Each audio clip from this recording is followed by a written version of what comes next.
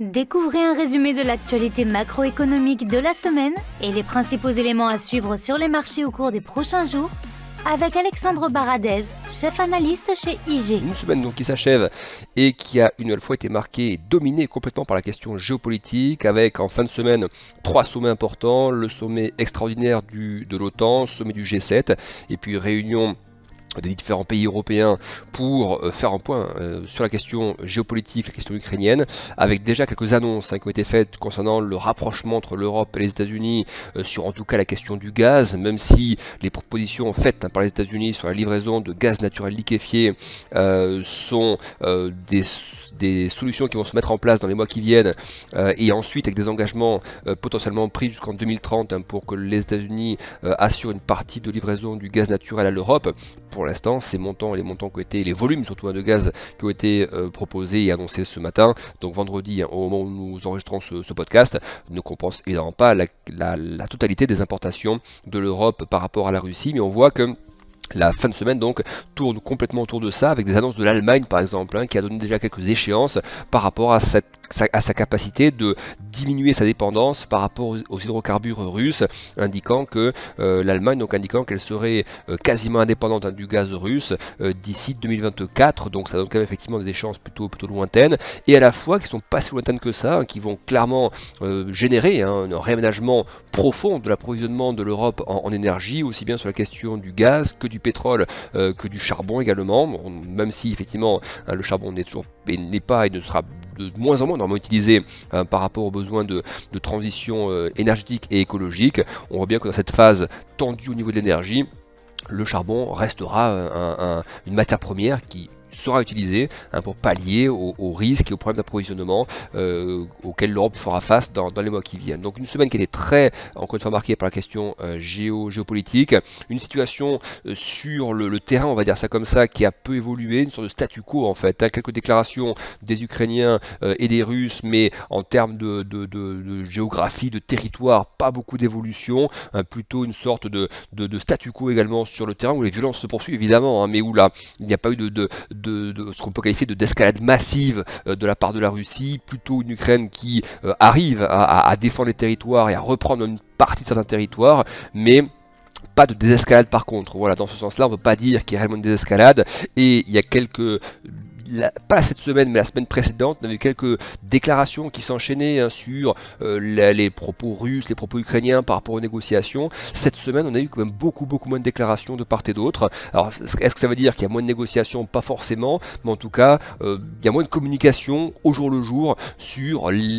éventuellement l'état de l'avancée de ces peut-être négociations qui ont lieu en ce moment, et dans lesquelles donc négociations, évidemment on essaie de trouver des indications, des phrases, des mots qui montrent dans quel sens la situation peut évoluer, mais en tout cas on voit bien que, et ça se voit très clairement sur les marchés cette semaine, quand on observe les marchés, notamment les gros indices actions européens, on a une phase qui est extrêmement consolidante, c'est-à-dire des indices qui évoluent de manière très latérale et qui traduit justement cette perception d'une situation qui s'est, je ne sais pas si on peut employer le mot stabilisé, mais qui n'a pas escaladé ou désescaladé. Voilà, c'est ça la trajectoire des marchés cette semaine, c'est ce que les marchés traduisent notamment, et sur le front de l'énergie également. Alors effectivement, il y a eu ces déclarations de Vladimir Poutine indiquant qu'il souhaitait désormais que les pays qu'il considère comme inamicaux, comme les pays hostiles, donc il considère que ces pays doivent désormais lui payer le gaz en roubles, et que les autres pays amicaux, eux, continueront à payer dans la devise qu'ils le souhaitent, et même pourquoi pas en bitcoin, en tout cas c'est ce que les responsables russes ont laissé entendre. Donc ça effectivement pour l'Europe ça va nécessiter des négociations, parce qu'on voit que l'Allemagne c'est le pays qui est le plus en ligne, le plus exposé à ce risque russe. On a déjà eu des propos de responsables italiens cette semaine indiquant que pour l'instant la livraison de gaz allait se poursuivre en euros malgré les demandes de la Russie d'être payé en roubles, mais ce qui va compter c'est la position commune, la position finale par rapport à ça au moment où on enregistre ce podcast. Pour l'instant rien n'a été décidé au niveau européen sur la suite à donner par rapport à cet éventuel paiement des livraisons de gaz en roubles, sachant qu'effectivement si l'Europe devait régler le gaz en roubles, ça aurait pour effet de renforcer le rouble, dont la baisse était très significative depuis quelques semaines. Et donc cela effacerait une partie de l'effet des sanctions sur la devise russe. Donc effectivement l'Europe va devoir se réunir, va devoir se concerter pour savoir ce que l'on fait par rapport à ça. Certains responsables européens estiment que cette demande de payer le gaz en rouble russe constitue une rupture de contrat. Et donc si effectivement c'est la position choisie par l'Europe, c'est une rupture de contrat, voir ce qui pourrait déboucher derrière. Est-ce que du coup on ne respecte plus le contrat et donc on ne se fait plus livrer les matières premières, mais ça ne semble pas du tout la position de l'Allemagne quand on écoute les différentes déclarations des ministres allemands. Est-ce que ça voudrait dire du coup qu'on dénonce les contrats, on paie une partie de ce qu'on a besoin en rouble, mais par contre on dénonce les contrats, donc on n'est plus réellement engagé par rapport à la Russie où on met en place de nouveaux contrats beaucoup moins engageants en termes de volume ou autre pour justement préparer l'après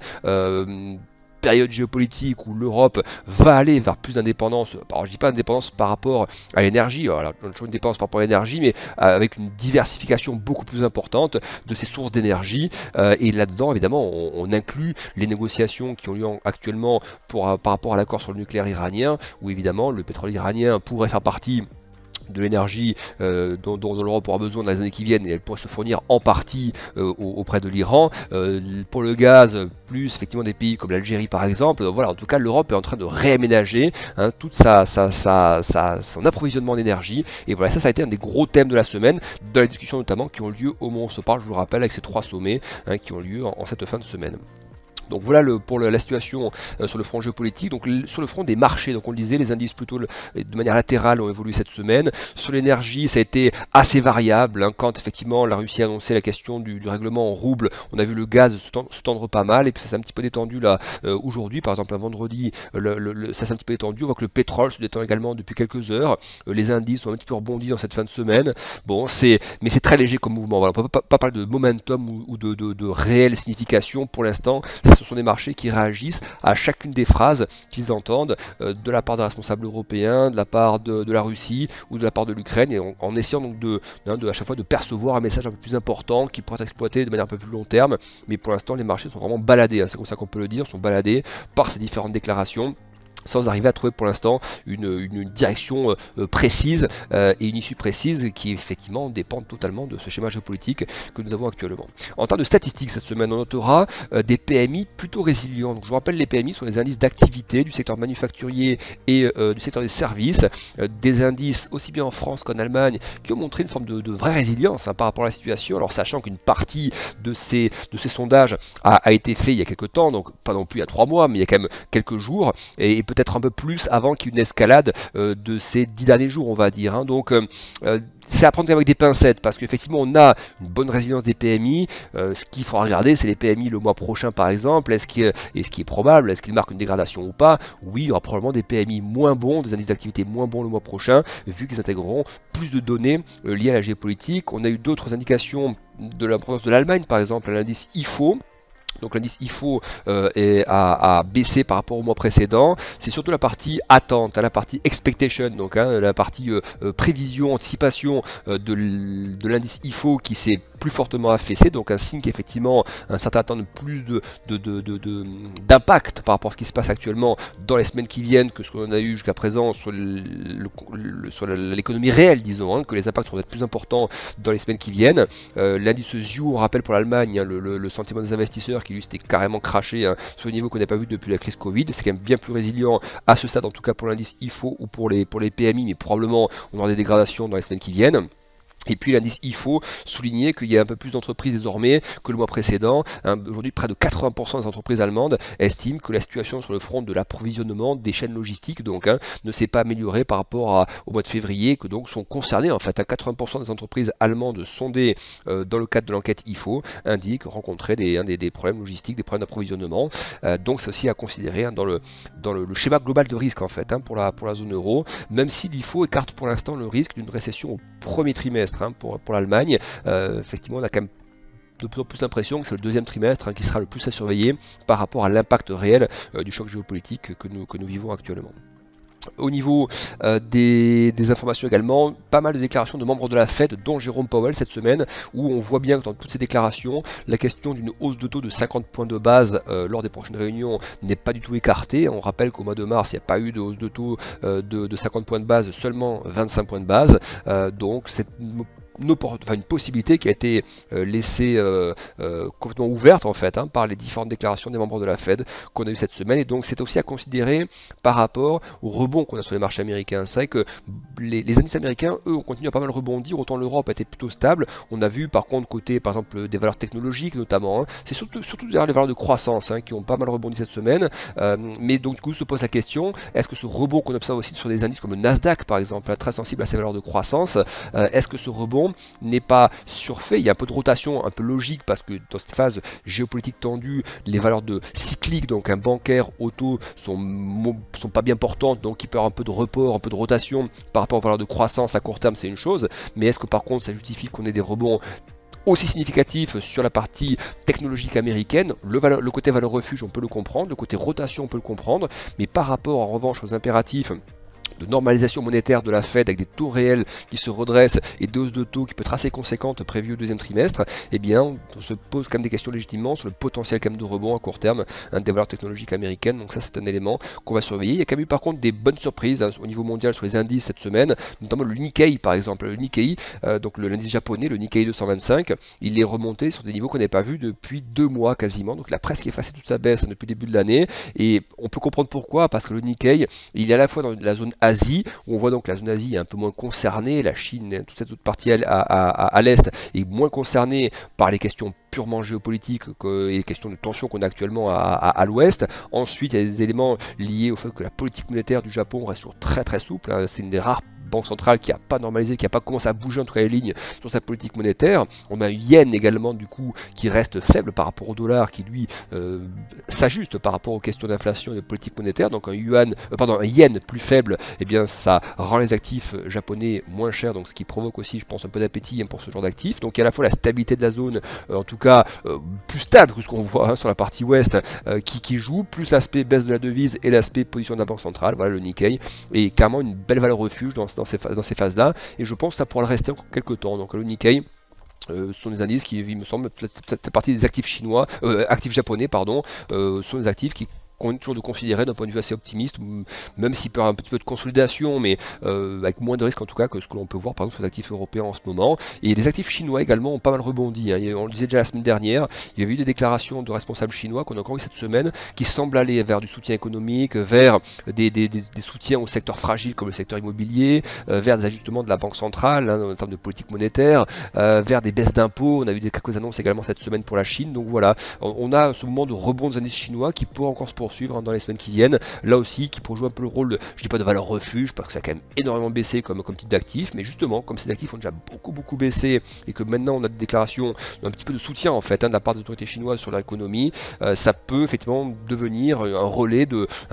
performance pour ceux qui chercheraient. Alors, il y a un côté un peu spéculatif quand même sur ce genre d'actifs, mais ça peut présenter certaines opportunités à moyen terme. Dernier élément macro de la semaine, et après on passera au programme pour la semaine prochaine, c'est l'allure de la courbe des taux, notamment aux États-Unis.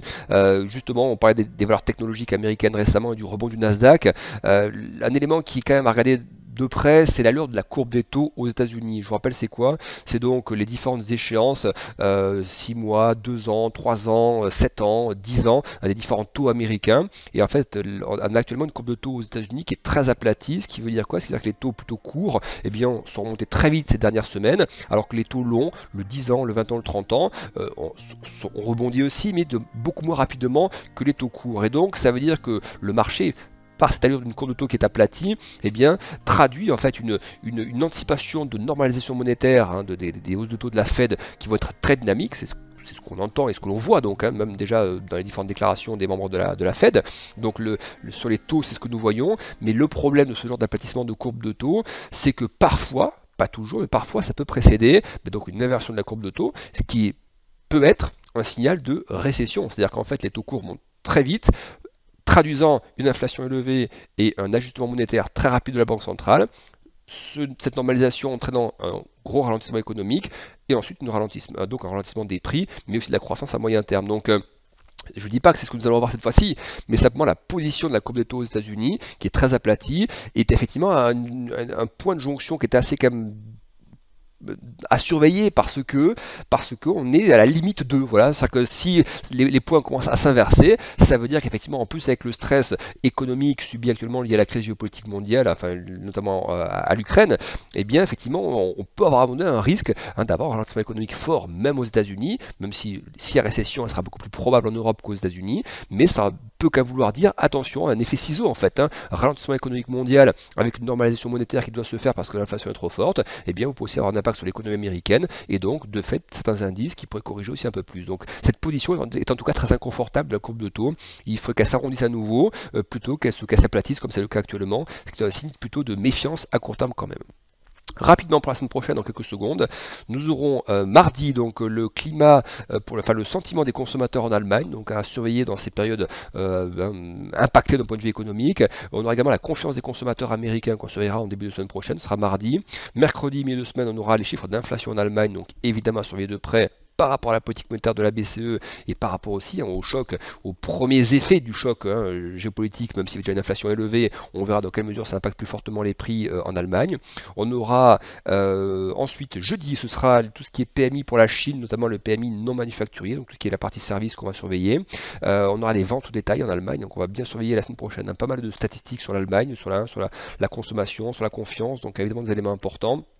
Et puis on aura ensuite, réunion là aussi importante dans ce contexte de tension sur l'énergie, réunion de l'OPEP, mais ce sera jeudi prochain, et puis on aura des chiffres sur l'inflation PCE aux États-Unis, qui est une des mesures de l'inflation surveillée par la Fed. Donc là aussi à surveiller de près dans ce contexte, encore une fois, de taux élevés, d'inflation toujours forte et de matières premières qui restent chères. Comment se comportent les indices d'inflation? Est-ce qu'à un moment donné ça commence à plafonner un peu ou pas? Voilà, c'est ce que nous surveillerons avec ce chiffre jeudi prochain. Et puis on terminera la semaine avec le rapport sur l'emploi américain et l'indice ISM manufacturier pour les États-Unis. Encore merci de nous avoir écoutés. Bon trade et bon week-end avec IG.